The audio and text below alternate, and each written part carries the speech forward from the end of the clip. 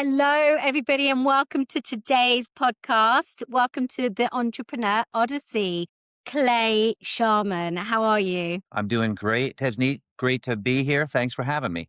And Clay is the founder of Krateo, which is a great company. So, Clay, why don't you tell us a little bit about your background and why you started the business? Sure. So I spent most of my career in the kind of infrastructure software world solving government commercial problems where, they had legacy systems and the goal was to modernize for government systems and build more efficiencies.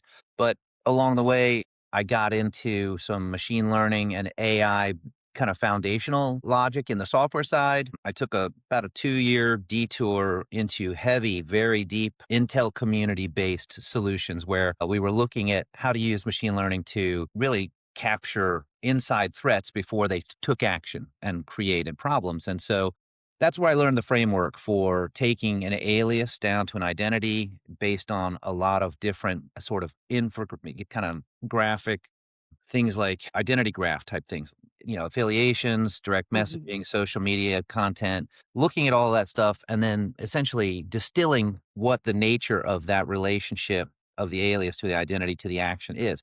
And so I use that as the framework for looking at anonymous traffic from a commercial marketing standpoint, not nearly so nefarious. And actually, as it turns out, very helpful. It's a huge problem for marketers and it always has been. So I felt like in kind of one sweeping move, I could solve a real problem in marketing that would not just help the marketers, but would also help us as consumers get better messaging faster. And so that was kind of the genesis of it was what could I help marketers do better when it came to building rapport with their anonymous traffic. And that is what essentially Krateo's job is to help marketers do better and help online experiences be safer and more effective. Amazing. And how does Krateo do that? What's the mechanism you use? Yeah. So in our case, what I really wanted to do was build a foundational logic at the base layer. So the AI in Krateo is in fact native AI. And it is simply a logic based system that looks at how you and I or anybody goes to a website and whether they raise their hand and say, my name's Clay or not. My model's logic is looking at how am I interacting with that content? How am I interacting with the brand, the messaging, as much as we can sort of distill down. So if you think of it like Google Analytics does a nice job of telling the marketers what is happening with their website, but they'll never tell you who is doing it. And so we wanted to go a step further and help define what that individual's behavior actually means to the marketing campaign budget and your strategy and all of that. And so we use AI to score every individual that we can identify. And then what we look to do is basically group them in potential audiences, like who's most likely to take a next best action. And also at the same time, we want to look at the people who are not likely to take an action. And so we can move them out of consideration. That way the marketer's not spending money needlessly. And, so the whole intent is can we kind of build this funnel from the top, yes, but also shrink the funnel at the bottom. And so at the end of the day, we're really looking for that sweet spot of who really is interested in what you're trying to tell them and how can you build a better relationship. So AI does that for us because it's able to react in real time, dynamically adjust scoring, and give marketers real intelligence on what just happened in the last 12 hours, 24 hours without overcrowding them with the pop-ups that say, hey, before you leave. We've already found that trying to pressure people into a decision when they're not ready is a failed campaign strategy. So Yeah. what we really want to do is give a way to identify who might be interested to hear back from you within a respectable amount of time rather than just try to hammer them with buy now, buy now, buy now. So it's a nuanced model that does require technology like AI to help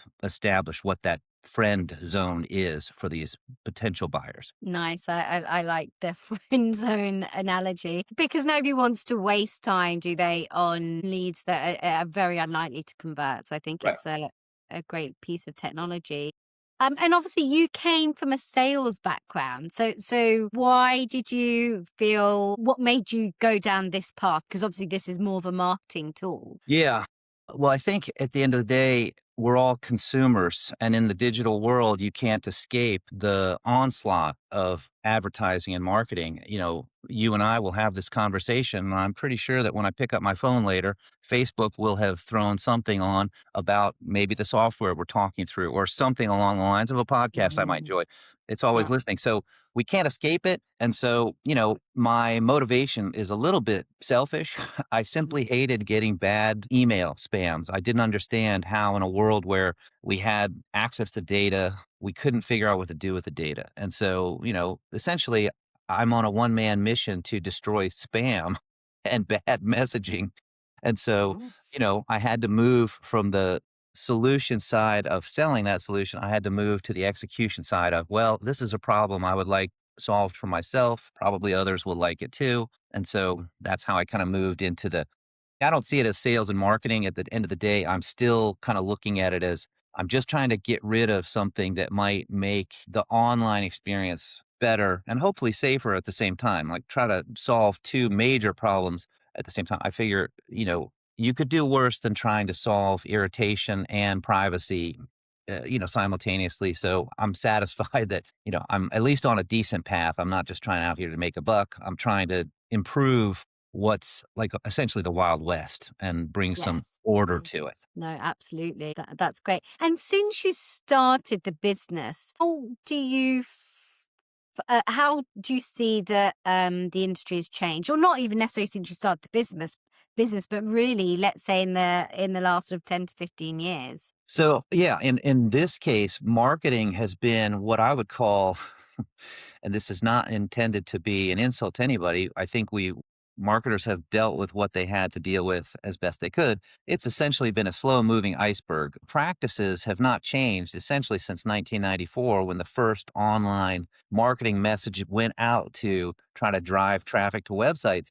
It was always if we send enough messages to enough people, a small number will respond. And so Mhm. this high volume, low reward model became the way of doing business, especially in an anonymous world. You really had no choice. And so, what I've seen is platforms are getting better at driving some intelligence and insight into that anonymous traffic world. But where they're failing is none of those platforms share their intent with one another. I'm Right. interested in solving my problem. You're interested in your problem. And so there's Mhm. been no way to look across horizontally. And so, what the industry really needed was layer over top of that could be agnostic and just look at the intent of each platform with a goal to improve the outcomes of each. And so really strengthen that marketing stack. That took a major turn, as you can imagine, in 2022 when generative AI was essentially introduced commercially. Yeah. And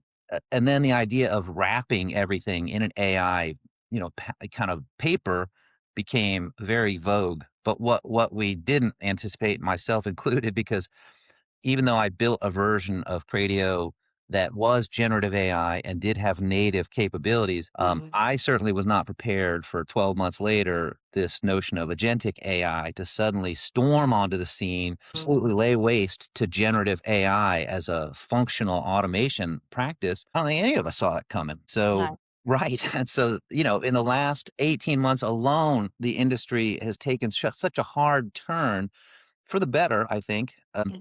But it has forced a lot of, um, pivots or, exposed a lot of gaps and capabilities because some of these legacy tools that are really good and enterprise level, they simply can't pivot and add agentic technology into a foundation that was not Mhm. built with AI at the base. And so there's a Yeah. lot of challenges to adapting at this kind of speed when you're an established enterprise tool, and that's where I'm seeing a lot of the current challenges is the problems remain the same because some tools simply can't adapt fast enough to get the job done. So silos still exist in the marketing stack. And so that's really where we're sort of trying to essentially create a new category almost. And that's really interesting because I think if we're working in silos and not sharing data, then we're not being smart and as sort of specific about who we want to target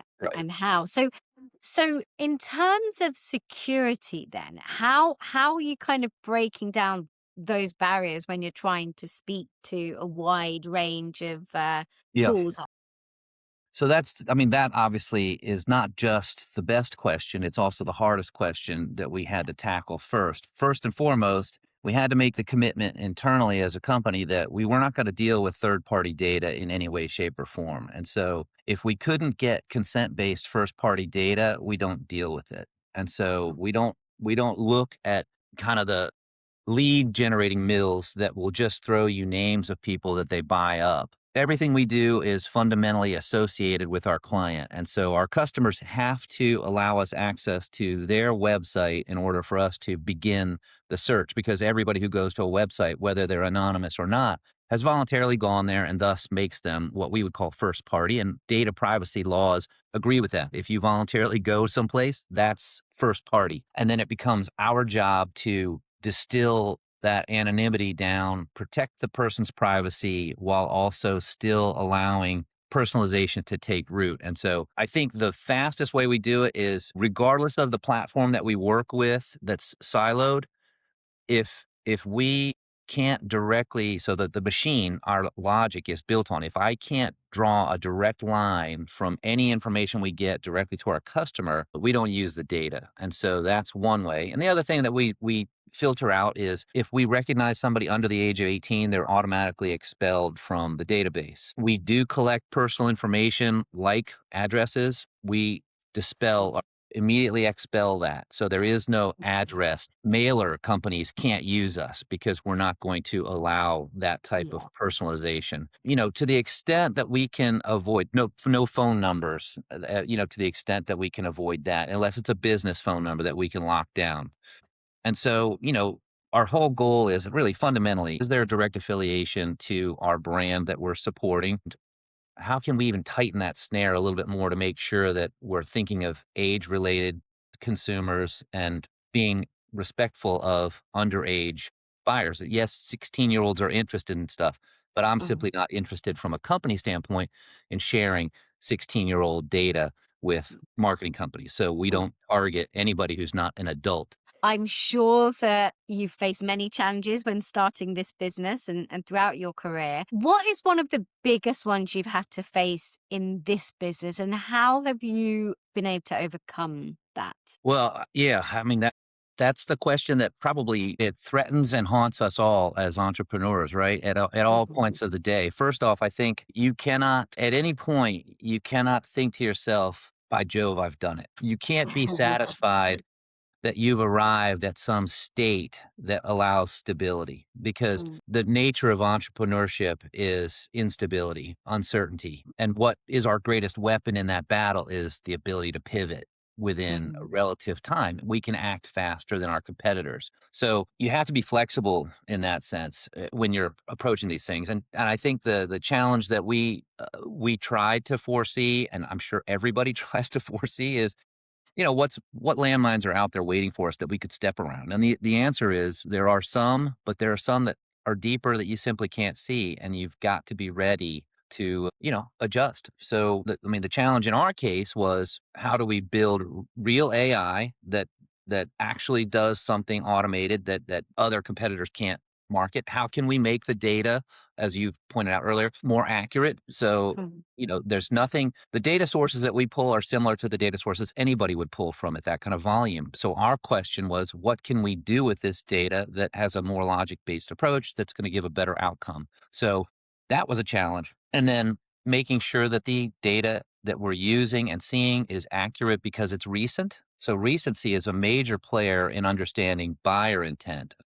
yeah. 6-month-old data is useless in terms of what we're trying to accomplish. It's useful for, companies that might be doing email-based newsletters. That it's Right. probably okay. But in our case, we're trying to help marketers get to these people in a timely manner and build relationships with them. So you can't have this aged out stuff. Even if it's accurate, if it's aged out, it's not recent, thus accuracy Mhm. for our model fails. And then the challenge of, in our case, yet again, choosing to use AI as our foundational technology, it forced us into being up to date with all of the shifts in AI technology at any point, and trying to build some type of engine that would allow us to, adopt new technologies relatively quickly without having to go back all the way to formula and create a completely new product. And so, in a technology landscape like today, the challenge that faces us all is, and I'm certain we're going to get to this, is what's waiting around the next corner from a technology standpoint, and how do Mhm. we prepare for that? I think amongst all of that stuff, as you know, you've got to think about the team that you're going to battle with, and are they the right people? And so there's a Mhm. fundamental logic that I did not subscribe to at the outset that I now do wholeheartedly adopt, and I would say every entrepreneur should learn this, and it's a challenging lesson to internalize is if you hire the wrong person, you have to get rid of them fast. You cannot carry them. So, I mean, the wrong Mhm. team can take you down the wrong path, and thus you have to be able to recognize that opportunity at the same way you're looking at your technology. So you should always be thinking what's best for the end outcome, the Mhm. company or the product, whatever. So understanding who you have aligned with, are they the right fit? Is it too soon to have a sales team? Is it too late? At some point you just have to kind of be ready to make hard Mhm. decisions about all of that. And so, I mean, there's there's books and books on the challenges of entrepreneurship for a reason.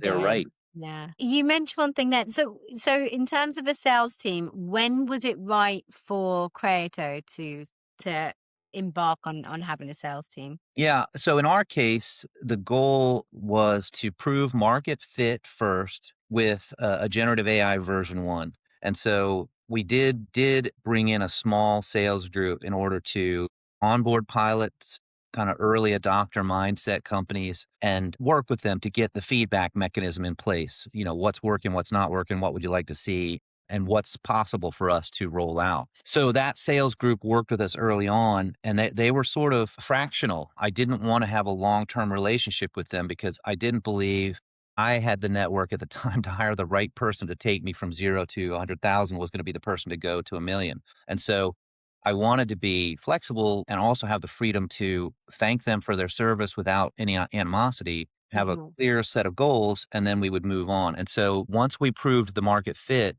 we hit a collision of the technology agentic coming into the world. So we had to kind of hit pause on onboarding new customers while we developed a version two that could take all the strength of what agentic automation can do and enhance what we were able to offer. And so we also shifted focus, and that was intentional because I wasn't looking to build a company that could onboard 50,000 customers. What I was looking for was a company that would support, mature or mostly mature marketing groups that understood the problems that they faced in a competitive market and were looking to optimize and maximize their current spend infrastructure without having to spend a ton of money to rebuild or get rid of a bunch of contracts for marketing Mhm. platforms. So our sales strategy shifted from put as many pilot customers on and build this feedback loop to we want to build enterprise capabilities at a commercial off the shelf price.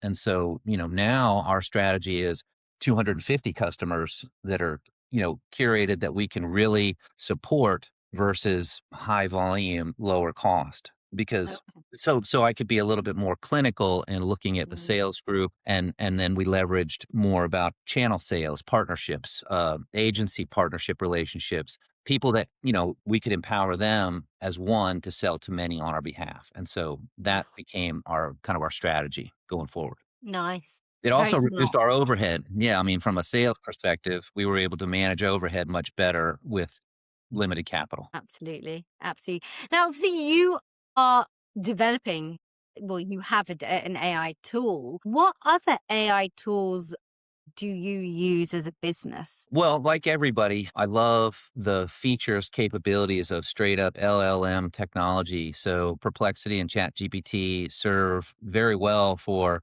research and, Mhm. helping curate messaging, pressure test our ideas against, what we think are general AI capabilities to look across general Mhm. industry standards. And so the trap that we try to avoid, and I recommend that everybody try to avoid, is we don't assume that because ChatGPT or Perplexity gave us an answer, it's the right answer. We have to then, at that point, we have to verify and validate.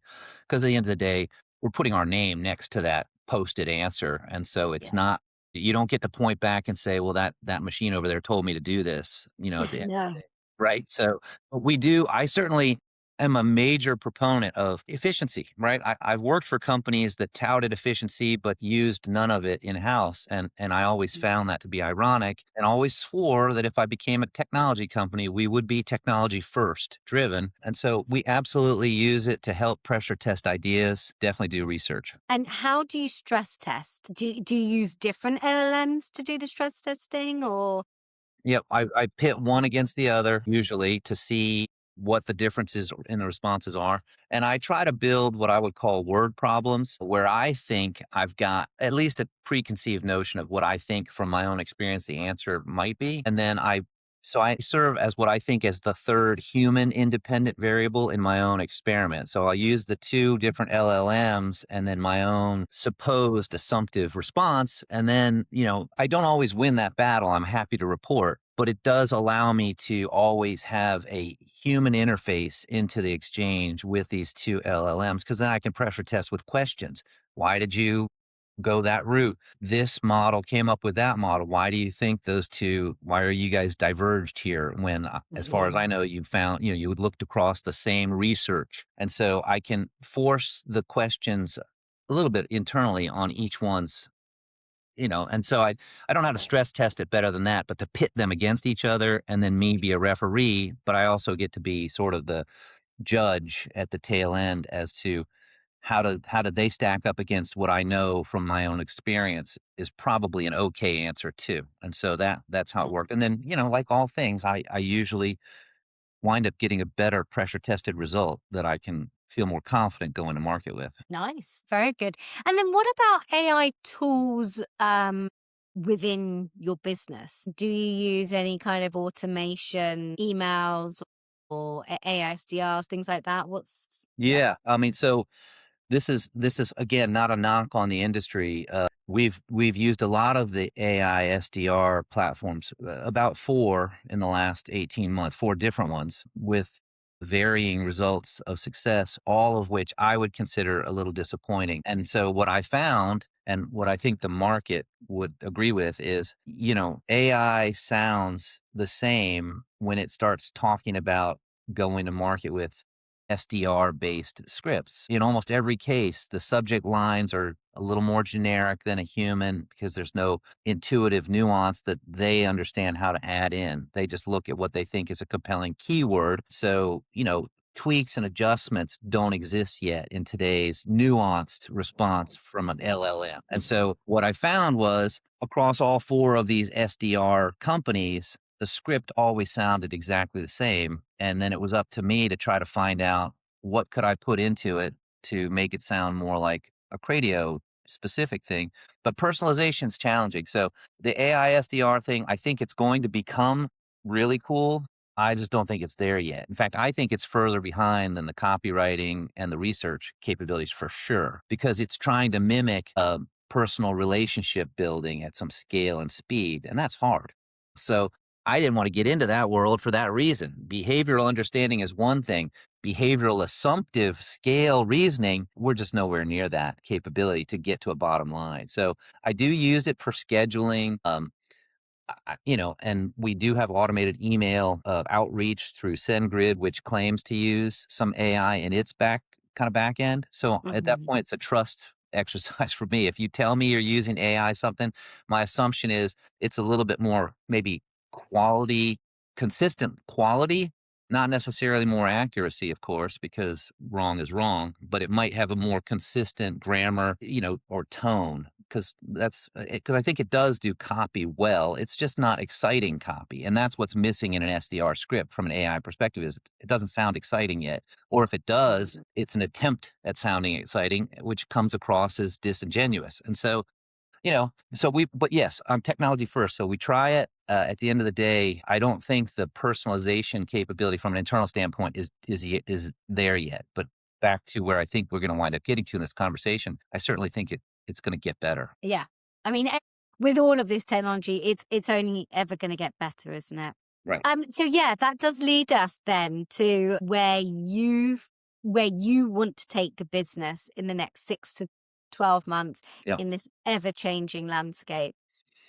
Yes. So I think I hinted at the category building, which is what we're really trying to do. Is there's a an absolute missing layer of technology understanding in the marketing space, and frankly, I could probably put that layer across other verticals as well. But I'm picking marketing because it's massive. It's got a problem I can solve. Hmm. So that layer is, kind of I'm evolving to what I would call artificial general intelligence. I didn't coin that term. AGI exists, but it doesn't exist in the marketing space. So this layer that I'm looking to create is essentially AGI for marketing. And, what that simply means is an agnostic platform that can understand the intent of any marketing platform's goals and then bring all that information into a single platform with a single intelligence that looks across and says, I know what you're trying to do here, but this is counter to what this platform's trying to do, and over here they're trying to do this. So we're going to take all of this, and I'm going to give you the best recommendation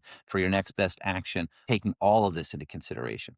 And so, I'm trying to build the ultimate platform recommendation engine that can understand your entire marketing stack, your corporate growth goals, unify those two, and give you actual recommendations on how to move forward by campaign channel or campaign message or audience being the most important of those three, by the way, without overspending on budget, or better yet, maximizing your existing budget and giving you much better return. And so that's the end goal for me. And I think that that's so, heavy market sort of acknowledgement, penetration, then acknowledgement, and then ultimately market winning, right? I want to own that market.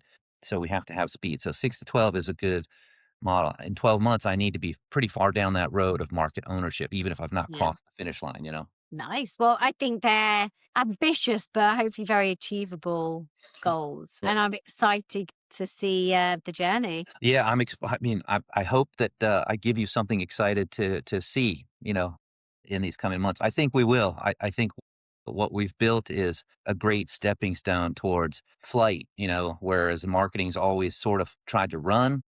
I think we've developed the engine that's going to allow us to glide and fly. And so I think it's going to change things. Very cool. Very cool. Well, maybe you can come back on towards the end of the year and let us know how you're getting on. Fantastic. I accept that. Excellent. Well, I'll hold you to it then, Clay. It's been such a pleasure to have you on today's podcast. Is there any final message you would like to leave for the audience today?